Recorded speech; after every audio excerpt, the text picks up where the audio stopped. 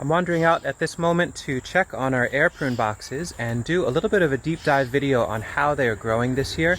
I'll explain a little bit the concept of air prune boxes and link to some various videos where I talk about the construction of them, why we want to use them, how our trees are doing, and also a little bit of an update of information around our fall sales. So a lot in this video, hopefully you'd stick around. That's our neighbor's cat, Bunchy. Hello, Bunchy.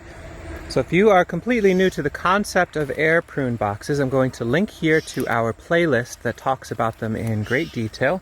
I'm walking past a few little remote ones here. We'll take a look at these in a moment. A couple things that worked very poorly, which I'll talk about, and what our thoughts are on there, but mostly things are growing really well. The very basic idea with the air prune box concept is you have these ways to grow mainly trees. You can certainly grow whatever you'd like to grow with them, but we predominantly, almost exclusively, grow trees and shrubs from seed in them. You can see these are handmade boxes. We've documented pretty thoroughly how we build them. At this point, I feel like they're a decently well-evolved design, and I would stand by it as a reasonable place to start. But the idea is basically you have these boxes, these raised beds that have tiers, and the bottom has a mesh underneath it. So there's just this tiniest little bit of an air gap underneath these boxes. So in this case, these are Siberian peach seedlings growing inside this cage, protected from rodents. Their roots in the spring hit that tiny, tiny air gap mesh down there, and it stops the growth of the taproot, and they put on more fibrous heart roots. And so these, even though they're only 1 year old, you can see some of them are well over 2 feet. They might reach 3 feet tall. There might be hundreds in a given air prune box. This is another one of Siberian peach.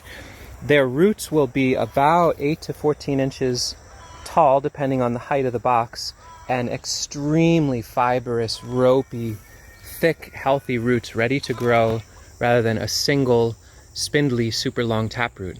We have these structures that we've built, and they're made out of black locust, and this is galvanized 1/2-inch hardware cloth, so theoretically, as long as we take care of them, they should last for a very long time. You can also use things like buckets with holes drilled in the bottom, or in this case, this is a random plastic thing we found locally that has mesh on the bottom. The lid closes, so I can put seeds in there in the fall, close them, bury them in leaves. In fact, we've documented storing seeds over winter. You can check that out. I'll link to it here if you're interested. And so this is a very low-tech, mobile box. Every week or two, we water really thoroughly and lift it and move it around to make sure the roots aren't growing through. It's a little bit more manual, but it works just as well. Overall, things are growing beautifully in these beds, but there's definitely a few exceptions. Here's one that's completely not worked out at all. I believe what we did is sowed in early in the season mulberry seed in here that just wasn't very viable. Kind of dried out. There's some weeds that came up, so we pulled those weeds, and then it just kept getting drier and drier. Nothing was germinating. We put down seed for Good King Henry in June, late June the 20th, and none of that came up because it was also dry. It's a good lesson. If you don't get things growing quickly in these, you have to figure out some sort of cover crop. At the very least, we should have soaked this and set it to buckwheat or Sudan grass or a nitrogen fixer and let it just have that for the season and come back to it. But that box is a complete failure, but then a lot that worked out really nicely. Here's Gumi. These are seeds we stored over winter. I'll link to the video talking about how we stored these seeds, and they took quite a while to get started in the spring. You can see some of them still have some kind of question mark issue, but the new growth is getting really vigorous. And hopefully, I think on September 1st, when we open up our inventory, we'll have a new item for Gumi, for Dunbar's plum, which is a really beautiful native hybrid beach plum, wild plum, a couple of different cherry types, all sorts of new wonderful plants, and the air prune boxes are really helping us to grow those from seed. You can see a very simple design. This is a box filled with pawpaw seed that we saved from our own trees. Hundreds in there, maybe 200 or 300 seeds in there, and I'm standing to the south of them. Pawpaw does not love massive amounts of light when they're really young, and so this box was put in particular between these pollarded elderberries. So this is Marge elder and another Marge to the west and the east. They're leaning over, they're casting shade, they're creating a humid environment.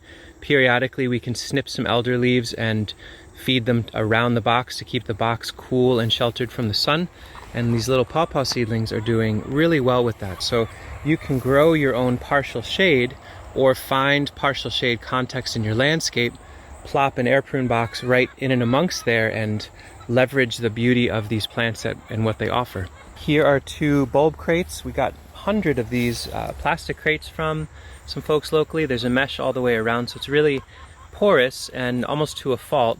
These persimmons have definitely experienced some heat and dry stress. We're coming into some pretty hot and dry days. Hopefully rain today, but we'll see. I watered them really thoroughly this morning 3 different times. Once containers get really dry, a lot of you already know this, it's very hard to get them to take water again. So rather than one big watering, it's you water once to wake up the soil again, until it starts to feel like the soil is taking it in again. So hopefully these will recover. But that's definitely a danger with air prune boxes. If you are on limited water, like we are, we only use collected rainwater, you've got to make sure you mulch and make the soil rich and make sure coverage is really good, and keep an eye out for any sort of drooping like that. I should have caught that a little bit earlier. Hopefully they'll recover, but there's also a ton of trees in here, and we probably have 1,000 persimmons sown this year. So if we lose 10 to 20, we'll be okay. We started our air prune chat down by the high tunnel. I'll actually walk over that way. And those are the air prune boxes that are to the west of the high tunnel and the north of there. And they're all situated in proximity to this nice little pond we dug a number of years ago. I'll link to that video. The dig of that. We're thinking about another pond upslope, which I'll talk about another time. But anyway, that's one area where our main air prune box production is happening, is right in here, which has quite a number of them. I think there's 14, maybe I'll count them up and see, but somewhere in that number. We put this fencing around. This is not electrified, but physically it's just a little complex enough to keep the deer out. It's definitely not a rock solid solution, but it deflects them enough. And we've got a lot of different types of plants in here. I'm going to dive in and explain what's going on. Just to the south of this whole scene is a big old pine tree. We are roughly at the peak heat of the day, around noon or so, and this tree is conferring some amount of shade to the north, since we're in the northern hemisphere. And so we've designed it so that the air prune boxes that get the most shade are plants that like to have that. So again, we've got pawpaw here. So instead of the elderberry casting shade to them, it's a big old pine in peak midday. They're having an interesting experience where somebody's coming in and nipping the tops off of them, and then they're regrowing. A lot of them didn't have that, and they're fine. It's the first time I've seen weird little herbivory in a pawpaw box. So if somebody sees this and knows, they've seen what this is it slugs? Is that possible? Maybe there was a moment where it was moist enough that slugs came in and did some damage. Can't quite say, but there's still enough pawpaws in here for it to be doing okay. And you can see these persimmons are doing really well. They are just tolerant of all sorts of conditions. So they don't need shade in order to thrive, but they're okay and grow quite nicely in shade or full sun. So we filled this bed out with those. You can see we've taken the lid off of a few of them. So this is European hazelnut. They are just explosively growing. And at this point, our mesh lids, this is one of the challenges with this design. So the risers are the cage is 2 feet high, and then have a lid that can go on and come off. At a certain point when the trees are tall enough, that lid has to come off, otherwise they'll grow through it and be really damaged when we get them in the fall. What we hope is that the trees are big enough and far enough along that they're no longer interesting to red squirrels and chipmunks and gray squirrels getting in and digging up the seedling trees and robbing the nut. Hopefully we've got, with our couple of cats around here, enough protection, but this is risky stuff and anything could really happen. Although this time of year these seedlings are far enough along that the likelihood is lower, but I've seen it happen. But anyway, we've got multiple boxes here of really nice cultivar hybrid hazels and pure European hazelnuts, all with enough growth that the lid has come off. So now until fall, we just have to watch. If we see a random little grouping here or there start to droop, we need to intervene either by trimming them back and putting the lid back on. I'm not sure exactly. We can put deterrents like hot pepper all around the edges, things like that. But hopefully we don't have to intervene in any way. We've got seedling almonds that are growing extremely well. Very, very big plants. Almost, they're on track to be a little bit too big to ship. So the really, really big ones we'll either sell locally or just simply plant out for our own genetics in the future. But that's a air prune box full of almonds. This is an air prune box with some chestnuts on the edge doing really nicely, and then seedling These are plums. These are Japanese Shiro plums we collected from a grafted tree and then grew out from seed. And that's showing all this different expression. Some with red on the tip, lots with multi-branch, some with single stem. Really cool genetic diversity to save seed and grow out from that. You can see our high-tech watering system we just set up today. Rigged this up and started using it. So we have a float valve attached to some rain tanks a little bit uphill of us, and then some very high-end watering cans, basically dumpstered or scavenged watering cans. So the float valve will, at a very low rate of flow, fill this container right to the top. The stick makes it so if a bird or a creature falls in, they can climb out. You always have to have something like that in water tanks like this. And then we can dunk in our watering cans and water the plants. So it's slow, but it's very thorough and accurate. And for a rainwater-based farm, it's what we need to use. But that's the sound you hear in the background if you're wondering. Chestnut trees doing pretty well in here, some glossy green and happy. It's interesting when you make your own seed mix or potting mix, the variation within a single container. So this chestnut, or a couple of them here, are showing iron chlorosis. So it's either the pH is a little too high or there's just lack of iron available to them. They'll grow through it, or it'll stunt them a little. It certainly won't kill them, but we can see some edges. Maybe they had some water stress, or the pH was off a little, too much charcoal or ash in our mix. It's cool to see that and see that the plants will grow through it. We can rectify and adjust, but we just keep them watered and keep them growing. They'll be a little smaller than they could have been, but at least they'll be able to fit in a box to get along to somebody. And when you get the conditions right later, this just disappears. So this is an issue, but it's fleeting and it's not terminal by any stretch. English walnuts looking absolutely beautiful, 2 feet tall, and on their way to being much taller by the end of the season. Probably 100, 200 trees in there. Really pleased overall. We had an immense amount of rain in May and June, which for a lot of annual cropping farmers, especially ones that are using machines and tillage regimes and things, it was punishing, and actually a fair bit of crop restriction and failure happened as a result of it. With air prune boxes, however, ample rain, since they're decoupled from the ground in a well-drained system anyway, all the rain that they can get is welcome. The only concern is like leaching nutrients, but there's very rich soil in here with had deep mulch early in the season.